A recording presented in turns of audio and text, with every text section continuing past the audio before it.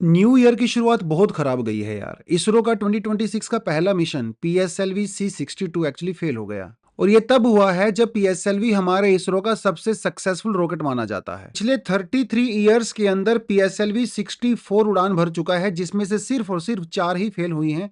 और इसमें भी चौंकाने वाली बात यह है कि जो पीएसएलवी C61 का जो मिशन था वो पिछले ही साल मई में फेल हुआ था। बैक टू बैक 2 मिशन का फेल होना बहुत ही बड़ी बात होती है और ये इसरो की क्रेडिबिलिटी के ऊपर भी सवाल खड़े करती है। पीएसएलवी टोटल 16 सैटेलाइट लेके जाने वाला था, जिसमें से 8 सैटेलाइट फॉरेन कंट्रीज के थे। इसरो के इतिहास में ऐसा पहली बार हुआ है जब किसी फॉरेन कंट्री के सैटेलाइट को हम लोग लॉन्च नहीं कर पाए। और यहाँ पे बात सिर्फ सैटेलाइट की नहीं है, हमारे डिफेंस सेक्टर को भी बहुत बड़ा झटका लगा है। इंडिया के डिफेंस नीड्स को कंप्लीट करने के लिए डीआरडीओ ने एक सैटेलाइट को डेवलप किया था जिसे कहा गया था अन्वेषा।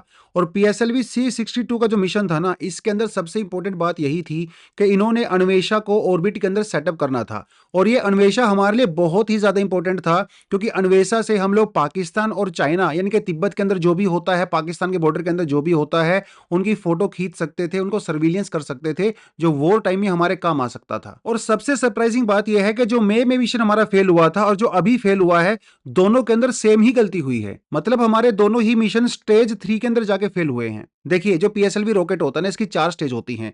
पहली स्टेज इग्निशन स्टेज होती है और यहां पे हमारे रॉकेट को सबसे ज्यादा पावर की रिक्वायरमेंट होती है, क्योंकि उसको एटमॉस्फेयर को क्रॉस करना होता है और एंटी ग्रेविटी जाना होता है। पहली स्टेज होती है ना, वो 50 से 60 किलोमीटर तक चलती है और ये सिर्फ 2 मिनट के लिए होती है। देखिए, सेकंड जो स्टेज होती है ना, ये 220 से लेकर 250 किलोमीटर तक होती है। और यहां पे हमारे रॉकेट को बहुत ही ज्यादा हाई स्पीड मेंटेन करनी पड़ती है। लगभग 14,000 से लेकर 16,000 किलोमीटर पर आवर की स्पीड से दौड़ना पड़ता है। उसके बाद आती है सबसे क्रूशियल स्टेज, जिसको स्टेज 3 कहते हैं, जहां पे हमारा मिशन फेल हुआ। स्टेज 3 के अंदर कम से कम 28,000 किलोमीटर पर आवर की स्पीड मेंटेन करनी पड़ती है। और यहां पे जो हमारा रॉकेट होता है ना, वो लगभग हॉरिजॉन्टली ट्रेवल करता है। स्टेज 3 के अंदर क्या होता है, देखिए, स्टेज 3 के अंदर जो सॉलिड फ्यूल होता है ना, पहले उसको गैस में कन्वर्ट किया जाता है। उसके बाद उसको कंबस्शन किया जाता है, जिसकी वजह से वो प्रेशर क्रिएट करता है।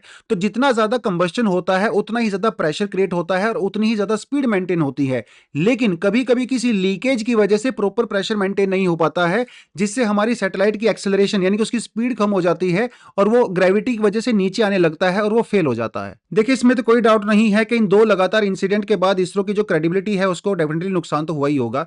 लेकिन इसरो ने पहले भी कम बैक किया है एंड वी होप कि आगे भी कम बैक करेगा। Thank you. जय हिंद।